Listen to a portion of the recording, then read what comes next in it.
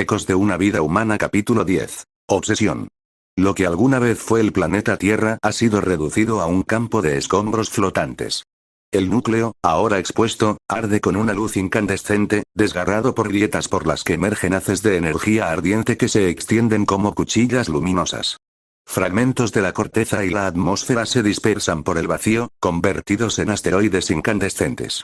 No queda rastro de civilización, vida o vegetación. Solo restos ardientes suspendidos en la nada, testigos mudos del colapso total.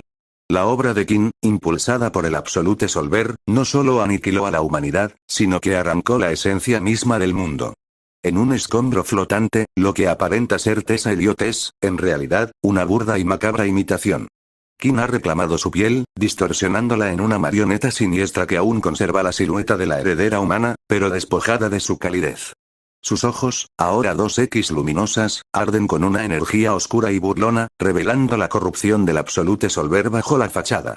La piel humana está rota en varios puntos, con costuras grotescas que delatan su artificialidad.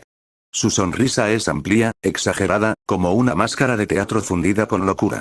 Lo que alguna vez fue el vestido elegante de Tessa está desgarrado, adaptado grotescamente al cuerpo robótico de King. Camina, o se arrastra, con una mezcla de elegancia fingida y movimientos antinaturales, como si cada paso fuera una parodia de lo que fue una vez la joven real. Una luz dorada brilla desde su pecho, pulsando con un símbolo ajeno a cualquier tecnología humana, como una advertencia viva. No hay humanidad aquí, solo un eco asesino vestido con su piel. En los últimos momentos que recordaba King, en su forma de Eldritch King a manos de Zoe, King, envuelta en su forma Eldritch, no sintió humillación cuando cayó. No. Lo que sintió fue sorpresa y curiosidad. Durante toda su existencia como portadora del Absolute Solver, había mirado al mundo desde arriba, como una diosa incomprendida. Había visto a miles suplicar, resistirse o romperse. Había enfrentado al odio, al amor, a la desesperación, y los había desgarrado sin pestañear. Pero Zoe fue distinta. Zoe no tembló, no huyó, no se rompió. Su ataque fue limpio, preciso, imposible. Y lo más desconcertante, salió ilesa. King cayó, debilitada ya desde el inicio, pero aún lo suficientemente fuerte como para hacer temblar a todos, y, sin embargo, Zoe la detuvo. Y fue entonces cuando King sintió algo inesperado: sorpresa. Zoe, envuelta en un aura salvaje y abrasadora, había desatado su modo berserk. Cada movimiento era brutal, cada golpe, preciso, como si cada músculo metálico respondiera a una ira más antigua que ella misma. Pero lo que realmente descolocó a King no fue la violencia, sino la imagen que Zoe proyectaba en su interior. Una de las habilidades más útiles de King, una joya de su programación mejorada, eran sus ilusiones holográficas avanzadas. Le permitían escarbar dentro de sus enemigos, manifestar las figuras que más marcaban sus emociones. Madres, camaradas caídos, amores pasados. Era su forma favorita de manipulación. Ver el alma, distorsionarla y aplastarla desde dentro. Pero con Zoe, no funcionó como esperaba. No vio a otro dron. No vio un líder, ni una figura mecánica venerada. Vio a un humano. Pequeño. Frágil. Real. Un niño, de cabello oscuro, mirada intensa y una sonrisa tan humana que parecía fuera de lugar en medio del caos. No era una alucinación. Era un vínculo. Un ancla emocional tan profunda que interrumpió incluso la lectura de King sobre su víctima. Y eso la intrigó. No. La desquició. ¿Por qué una dron como ella, tan poderosa, tan modificada, tan letal, colocaría a un humano en ese pedestal emocional? Era irracional. Inexplicable. Humano. Y por eso mismo, fascinante. Cuando King dijo que quería que Zoe fuera suya, no lo dijo por deseo, ni por afecto. El concepto de amor era trivial para ella. Anticuado. Un virus de la carne. Lo decía como una niña cruel que ve un juguete raro. Como una coleccionista de horrores que encuentra una pieza imposible de replicar. Como N, V y J antes, Zoe era una marioneta nueva para un juego sin reglas ni final. Pero más que eso, Zoe era un enigma. Una puerta sellada. Porque King también lo sintió. Lo reconoció desde el primer segundo. El Absolute Solver estaba en ella. Latente. Vivo. Palpitando como un corazón de sombras. Pero, por alguna razón, no podía tocarlo. No podía entrar. No como con Nori. Con Nori, el acceso había sido fluido. Intuitivo. Como respirar dentro de otra mente. Pero con Zoe, era como chocar contra un muro blindado, frío y hermético. Como si el mismo Solver se negara a obedecer. Como si ese poder ancestral le susurrara. No puedes tenerla. No es tuya, y eso la volvía loca. La desconcertaba que alguien tan conectada al Solver no se doblegara. Que su código no se quebrara. Que su alma, si es que esas cosas existen en los drones, ardiera con una voluntad que ni siquiera Kim podía replicar. Zoe no se dejó quebrar. No se dejó usar. Y eso, más que enfurecer a Kim, sembró en su núcleo una fijación ardiente. Una necesidad enfermiza de comprenderla, poseerla, destruirla y reconstruirla una y otra vez. Porque Zoe no era solo una rebelde. Era el primer misterio que no podía descifrar. La primera excepción a su control absoluto. Una obsesión vestida de curiosidad, disfrazada de capricho, nacida de la frustración más peligrosa, la impotencia. Kim no soportaba no entender. Así que lo intentó. Mientras Zoe combatía, sumida en su furia incontrolable, Kim extendió su conciencia. Sutil. Penetrante. Como una aguja de código líquido, se infiltró por los rastros de energía oscura que identificaban al Solver. El pulso estaba ahí, inconfundible. Vibraba bajo la superficie de Zoe como un latido oculto en medio de un grito de guerra. Vamos, susurró Kim en su mente. Ábrete.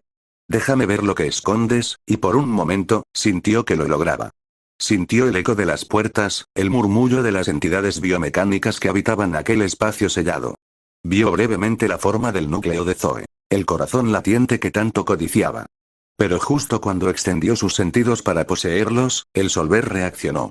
No como un sistema comprometido, no como un código expuesto. Sino como un ser que no es parte del mismo absolute Solver. La energía dentro de Zoe se replegó con una violencia aterradora, como un organismo inmunológico reconociendo a un intruso. El núcleo dorado estalló hacia afuera, no físicamente, sino con un rechazo absoluto en el plano mental. Un zumbido la desgarró desde dentro. Las ilusiones colapsaron. Las réplicas mentales se deshicieron como papel quemado. Kim gritó. No en voz alta. No como una niña enfadada. Gritó desde lo más profundo de su ser digital, como si una garra invisible la hubiera arrancado de la realidad por un instante y la hubiera estrellado contra algo primitivo. Instintivo. No, puede ser. Zoe no solo la había resistido. La había rechazado. El Solver, dentro de Zoe, no respondía a Kim como una extensión de su voluntad. Lo odiaba. La odiaba. Era como si aquella dron no solo portara el poder, sino que lo había domesticado. Amansado. Atado a su esencia de una forma que desafiaba toda lógica. ¿Cómo lo hiciste? Murmuró Kim, tambaleándose en su propio reino de datos y percepciones distorsionadas. ¿Qué eres? Y entonces la vio. A Zoe. De pie en medio del fuego, su mirada incandescente fija en ella. No como una víctima. Sino como una advertencia. Una marioneta que había cortado sus propios hilos, y ahora tenía el fuego de un dios dormido entre sus manos. Kim dio un paso atrás, por primera vez en mucho tiempo. No por miedo. Sino por algo más profundo. Respeto. Y obsesión. Porque ahora ya no quería solo jugar con Zoe. Quería poseer aquello que se le había negado. Quería romper ese muro, desatar al Solver que se le escapaba entre los dedos. Quería convertir a Zoe en su obra maestra final, o destruirla intentando lograrlo. Lo que no sabía Kim era que el sistema de Zoe era la razón por la que no pudo acceder a ella. La había detectado. Y la había repelido con una violencia quirúrgica, expulsando a Kim como si fuera un error crítico intentando violar una directiva protegida. No hubo emoción. No hubo ira. Solo un acto de defensa automática. Implacable. Pero Kim lo había malinterpretado. Kim no lo entendió así. Ella no podía entenderlo así. En su mente, aquella resistencia era otra cosa. Algo personal. Una voluntad consciente que le había cerrado la puerta no por seguridad, sino por desafío. No interpretó el rechazo como un sistema de protección, sino como una declaración de guerra de Zoe misma. ¿Ocultas algo? Musitó, con una sonrisa torcida mientras sus sistemas se restablecían. Tú quieres que te vea, pero solo cuando estés lista, ¿no? Y la idea le resultó excitante. Fascinante.